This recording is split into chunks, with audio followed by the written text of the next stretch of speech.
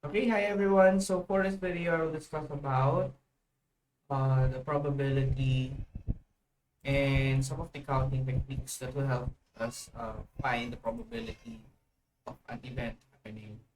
So for the outline, we will start discussing the introductory concepts and then the counting techniques, usually for counting the possible events, the simple and joint probability and mutually exclusive events, the law of probability or the general addition rule, and conditional probabilities. So for the learning outcomes, we want to compare the three approaches. The probability, no? So initially, we have different approaches, and then the counting techniques. So in general, how do we apply the counting techniques to help us solve probability problems?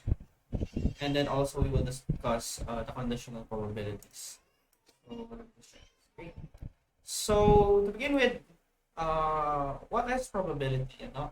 So the probability is just the chance, no, that an event will occur basically. So if it is going to happen, a certain event, then the probability is one. So it is guaranteed to happen, no. And if it is an impossible event, the probability will be zero. So the probability scale, no, will be in between 0 and 1. So if it is 1, again, certain, 0 impossible. If it is in between, no, a fair chance of it happening and not happening will be 50-50. So the likeliness of the probability will be the value closer to 1. No? The unlikeliness will be closer to 0. So there are different approaches to finding the probability of an event happening. So we do not really know if it will happen, or usually an event has its uncertainty, no? We cannot guarantee that this will happen 100%, no? And usually there is a way to figure out the chance, no, the chance that it will happen. So the first one is the classical approach. So the classical approach is when we can count the number of ways that this event will happen, or this event will occur, over the total possible outcomes. So again, the probability of occurrence, no? So the chance of it happening is the ratio between the number of ways that the event can occur versus the possible outcomes. So you can imagine the basic or the simplest example of this will be, what is the chance to get tails, no? If you flip a pair coin. So it could be a head, it could be a tails. So it is 50-50 chance, because there is only one way that the tail will occur, no, out of two possible cases or outcomes. And then we also have the empirical approach. So the empirical approach is when we observe, no, the event happening as it is, ano? And then tabulate the data and find the ratio of the number of times the event occurred over the number of trials. So let's say you flipped a coin, no, 100 times, no, and you can see the data, no. The data says that, let's say 48, it is heads, and then 52 will be tails. So you can estimate that the probability of the heads and tails, no, versus tails at 100 trials will be 48%, no, for heads and 52% for tails. Okay, so you can observe the event as it occurs, and then we can find the approximate probability. And then for the subjective approach, there are different ways, no.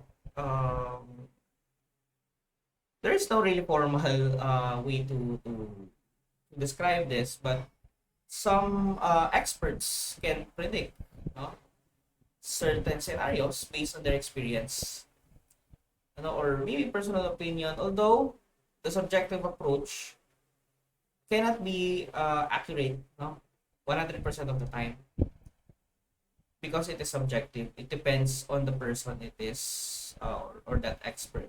No?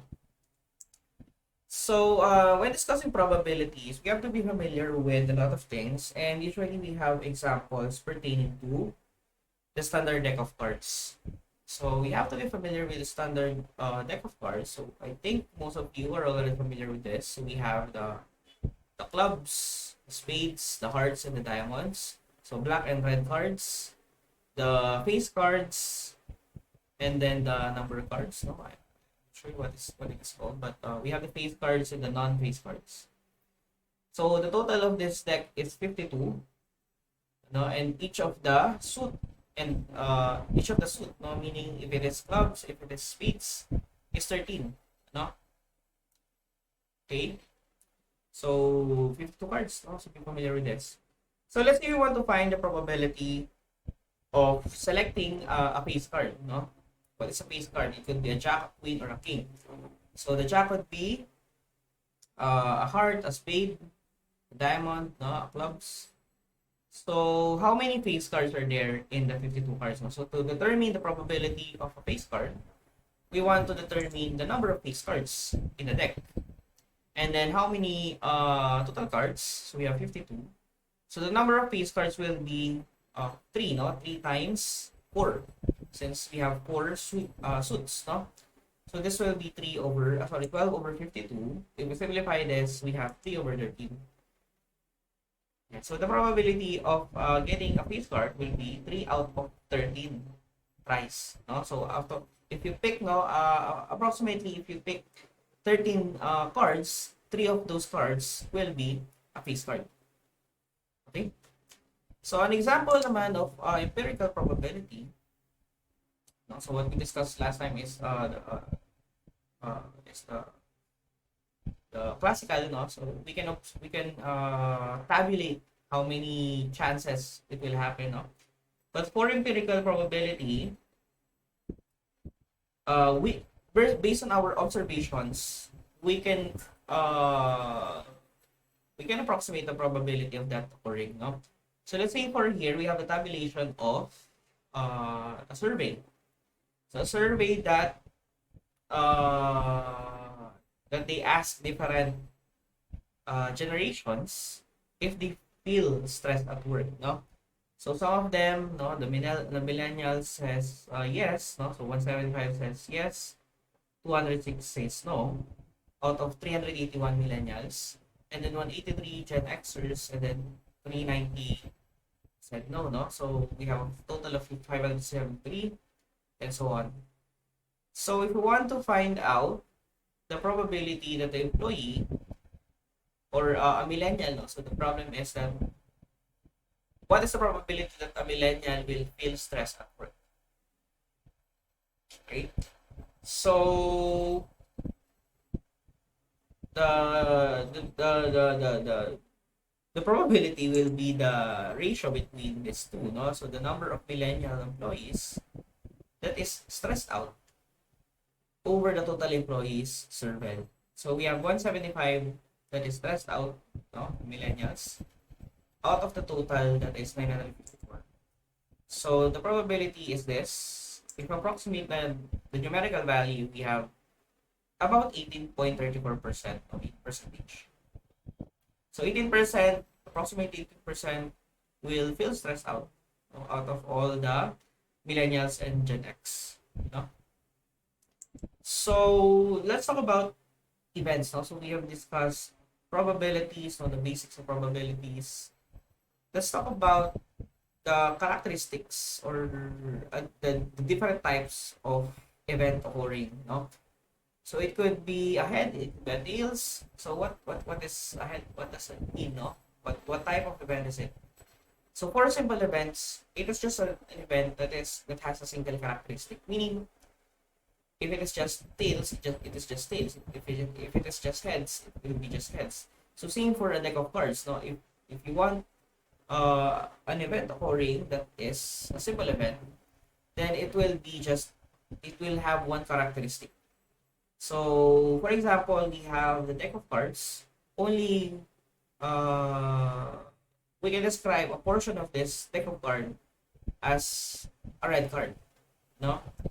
So it is not a red card and a face card, no? Meaning it has only once or a singular characteristic.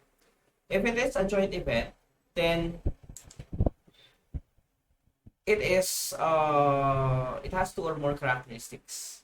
So what I'm saying last time, no, is that it could be a red card, included that it is also a face card or an ace card. So if it has two characteristics, no, that event has two or more characteristics, then it is a joint event. Okay, and then remember also the complement of an event, which is denoted as A prime. So let's say you have an event. So this event will happen, which is event A. The probability that, or the event, the sample space that will not happen will be the not A. We will discuss this later, no, for the next slides. For the sample space, so this is just a set of all the possible events.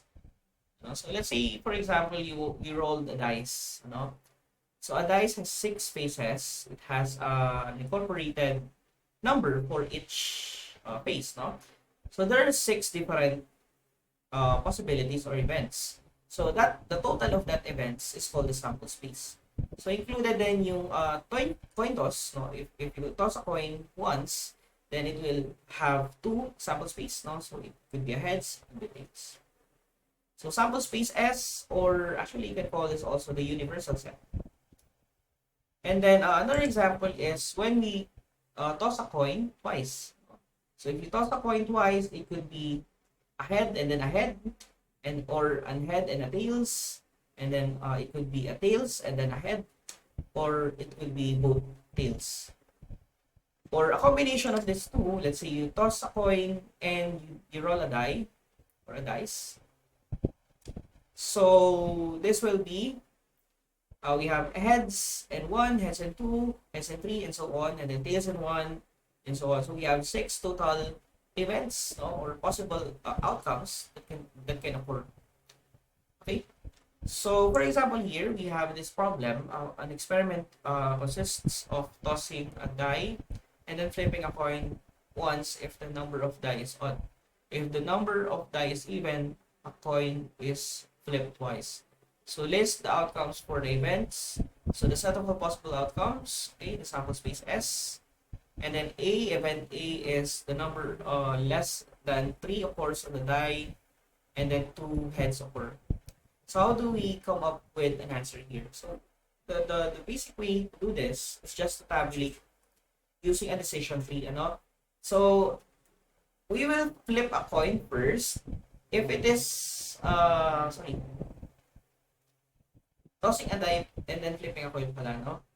So we have to toss a die first, and then we have to flip a coin. If it is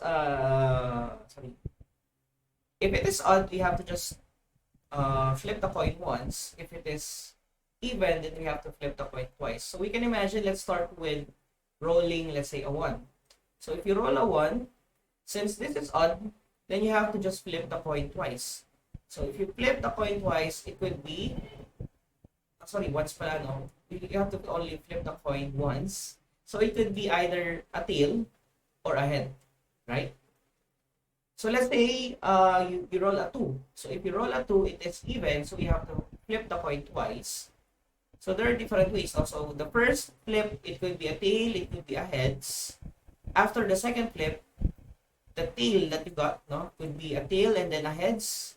A tail and a tail, and then a tail or a heads.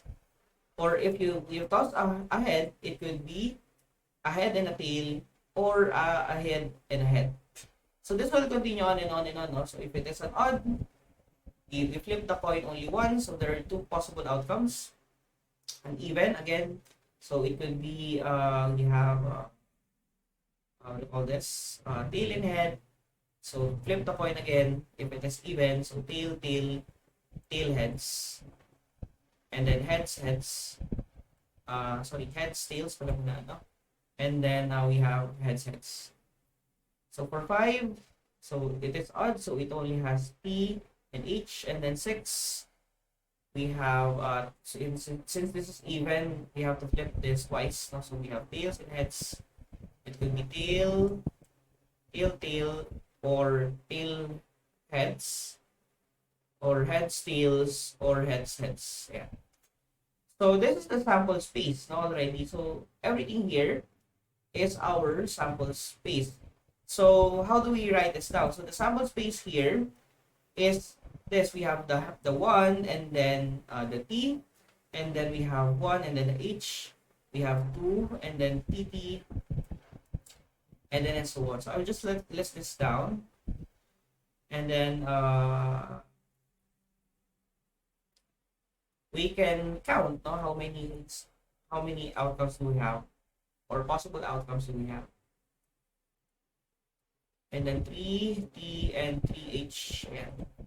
And then we have 4tt, 4th, we have 4ht, 4hh, and then what's next? So 5, no? So 5t, and then 5h, and then 6tt, 6th, we have 6ht, and 6hh. Okay, so this is our sample space. Yeah. So the outcome, we have 1, 2, 3, 4, 5, 6, 7, 8, 9, 10, 11, 12, 13, 14, 16, 17, 18. So we have 18 possible outcomes when we flip, when we roll a dice and we flip a coin, no? And we have different considerations for odd and even rolls of the dice. So now we want to figure out what is the set, no? What is the set? So a number less than 3, of course, in the die. So if we want to find the subset of this sample space, then this will be, so less than 3 is this, no? So not including 3. If it says less than or equal to 3, then we should include 3. But since less than only, no? So we have this sample space subset. So A is equal to 1t, 1h, 2tt, and then 2th, and then 2ht, and 2hh. Okay, and then for B, so 2 heads will occur. So you just have to find out which of this cases will 2 heads occur. So we have only 3 cases. So this will be 2hh, 4hh, and 6hh. Okay, so that's it. No, it's that simple. So for complements, how do we find the complement of an event? So let's say again we roll a die. So let's say the event A is when we get a number greater than 4. So if we roll a die, we have a sample space that is 1 to 6. No? So 1, 2, 3, 4, 5, and 6. So if set A is this, then this set will be the complement of set A. So basically, if you have a universal set or a sample space, and then you have an event that is a subset of this sample space, then everything that is not that will be the complement of that event. No? So the answer will be, again, 1, 2, and 3, and 4 for the complement of A. Okay, so how do we now visualize events? So there are different ways to visualize an event. And we already did that in the last slide. Okay, but let's discuss even more, in detail. How do we describe, or how do we visualize an event? So let's say, for example, we want to visualize the probability of getting a black ace in a standard deck, or maybe a red card that is not an ace. So there are different ways, no? So we can think about the contingency tables. So with the contingency table, we have the following. So it could be a black or a red card, right? So there are a total of 26 black cards and 26 red cards. And then out of that 26, only 2 are ace, no? And then all of everything else that is that black card is 24. So we have 2 aces and 24 that is not an ace. So as you can see here, if we add this 2, we have this total, and then similar for this one. So for red cards as well, we have 26 So 2 of those red cards are ace and 24 are not ace. So 26. So the total of cards that is not an ace will be 48. The total of this card that is an ace is 4. Yeah. So the total of this, no? So 4 plus 48 or 26 plus 26 will be the total for the sample space. And then what we did in the previous problem is actually a decision tree, ano? So when describing an event, we can try branching out the different cases for an event to occur, no? So usually if it is a joint probability, we have another node. We have an extra node. Yeah. So the last one is Venn diagram. So Venn diagrams are much more helpful, way to describe an event. And let's say, for example, we have the aces and the red cards. So as you can see now, the red cards or some of the red cards will be ace cards. So if you visualize this in the Venn diagram, if this is your A, set A and set B, so the red cards are much more bigger, so we have a lot of red cards and we only have a small portion of ace cards. And their intersection here, guys, is when it is an ace and it is a red card. Ano? So we notate this by this intersection, intersection. So incorporate this with intersection or actually this is the cap, no? We can also call this end, no? So we will utilize this wording later. And then for this one, we have the call this the cup and then the or. Yeah. Okay. So for this events, if you can see now, in some cases we have to figure out a way to quickly count the events. So for example, we have an experiment consisting of tossing a coin and then rolling a die and then drawing a letter at random from the English alphabet. So how many outcomes are there in the sample space? So this scenario, we have to toss a coin. So toss a coin and then roll a die and then draw a letter at random from the English alphabet. So there are a lot of things to count. So if you will create a decision tree, it will take a lot of time. But actually, there is a rule to help us count this way faster than just visualizing the event. So we can actually we can multiply the number of events or the sample space of this. So we have two cases for tossing a coin. For rolling a die, we have 6. And for the alphabet, we have 26. So therefore, the total possible outcomes will be just the multiplication of this three events. And what we just did is a way, or a technique, which is called the counting techniques. So the first rule of counting events, or for counting techniques, is that if we have a k different mutually exclusive, so we will discuss later the mutually exclusive and the collectively exhaustive event of n trials, then the number of possible outcomes will be k raised to n. So the best way to describe this is through an example. So if you roll, let's say, for example, a fair die. So a fair die has 6 possible outcomes, diba? But if you want to do this 3 times, so basically this will be just, if you do this 3 times, this will be 6 times 6 times 6. Or basically, 6 cubed, So the total possible outcomes of that will be 216. Okay? So the multiplication principle, so what we just did last 2 slides is the multiplication principle. If we have k n events on the n trial, then the possible outcome is this. So let's say, for example, you want to go to the park and then eat at a restaurant and see a movie. So there is a sequence of events that you want to do, and there are different choices on where to go to, for park, for restaurants, and a movie. So there are 3 parks, there are 4 restaurants, and there are 6 movie choices. So how do we determine their possible outcomes or the possible combination of events?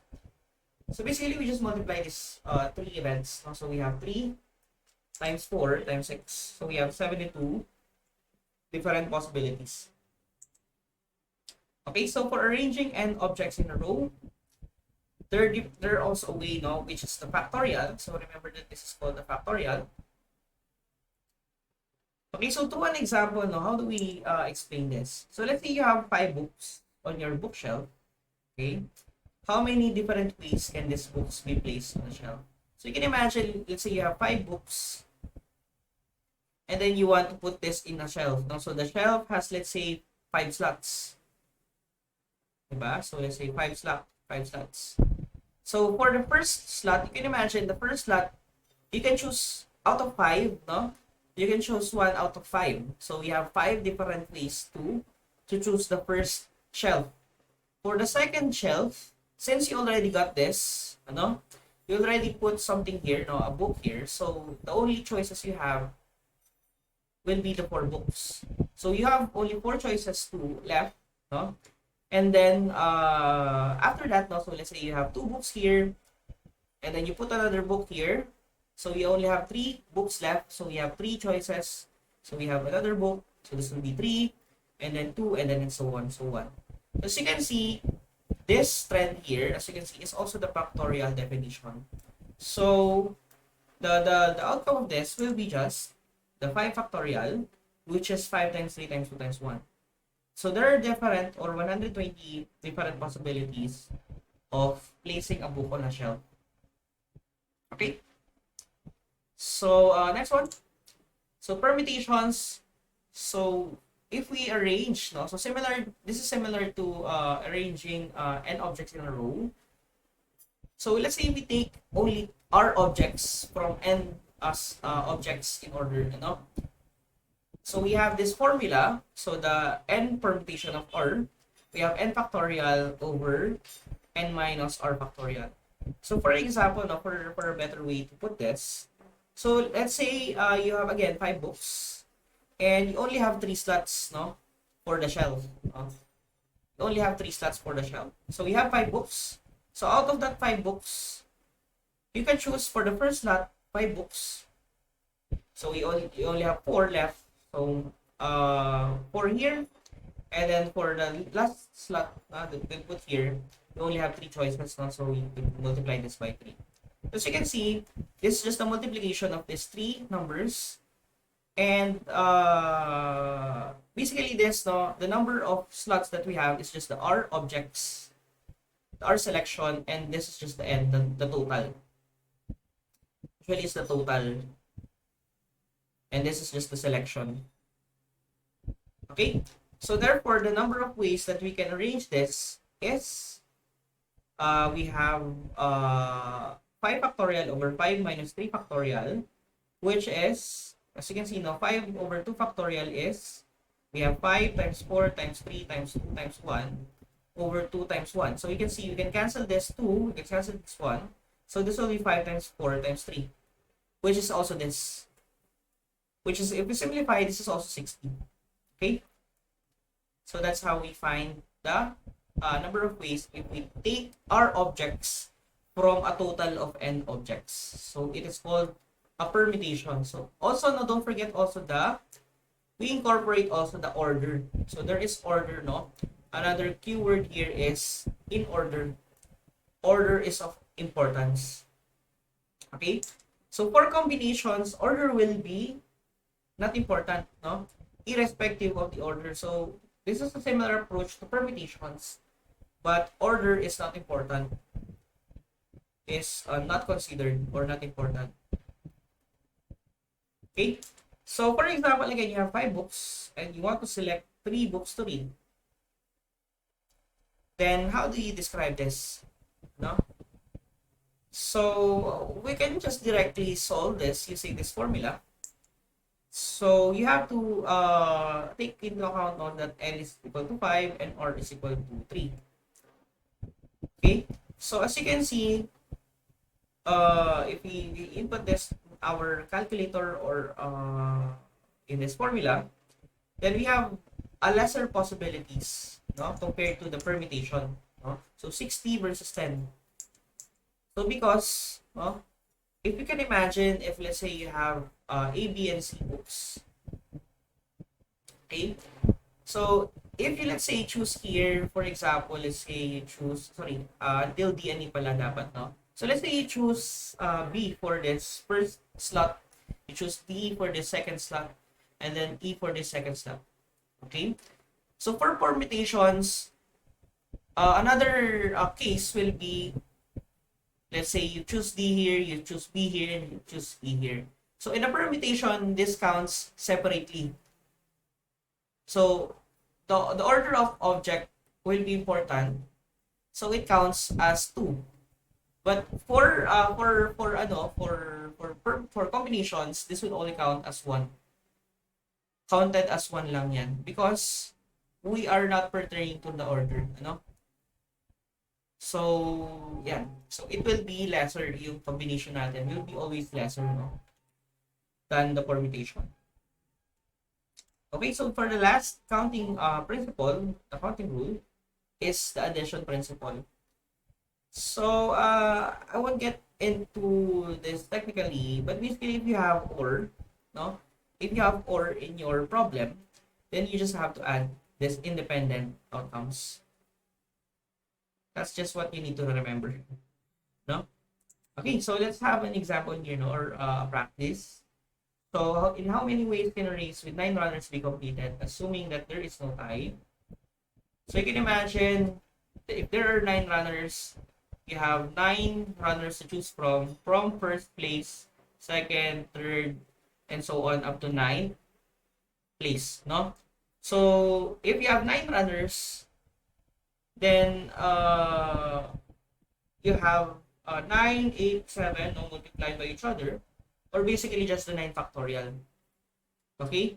So, we have 362,888 weeks. Yeah. So, practice. How do you put your the 9 factorial in your calculator, guys? You can ask me in class how to do this. Okay, so in how many ways can 3 boys and girls can be arranged in a row if boys must be together and the girls must be together? Okay, so how do we do this? Yan.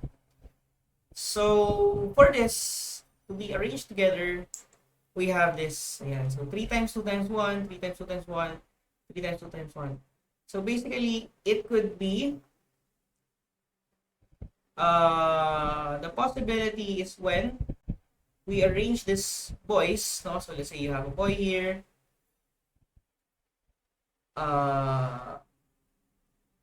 Sorry, I'll just write this down, no?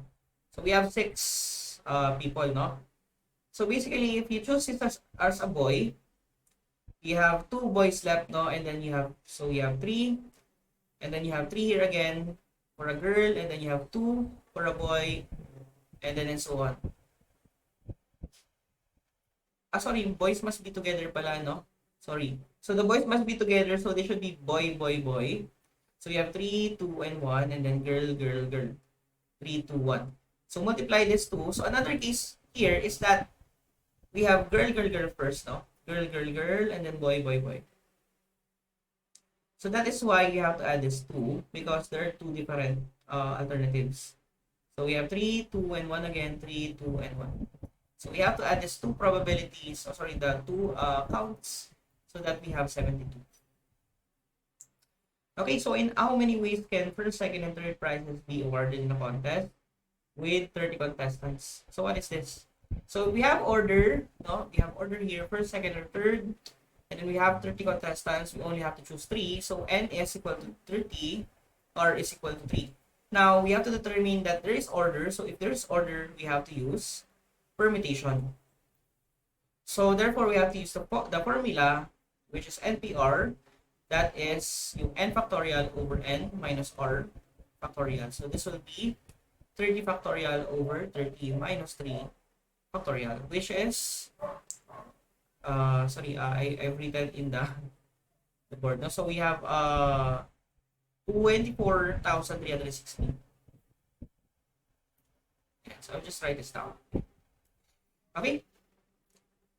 So, you're given a collection of 10 balls of different colors. How many ways are there to choose 3 of these balls? So, how do we do this? So, we have different colors. Okay, and then we have 10 balls. We have to choose 3. So, N here is the ball. 3 here is the selection or the R. If this is different colors, so no order, no? No order is important. It is not specified that it should be in order. So we have to use combinations. So for combinations, we have this formula, or we have n factorial over n minus r factorial times r factorial, which is equal to, we have 10 factorial over 10 minus 3 factorial times 3 factorial. Okay? So that's it for this video. See you guys in class.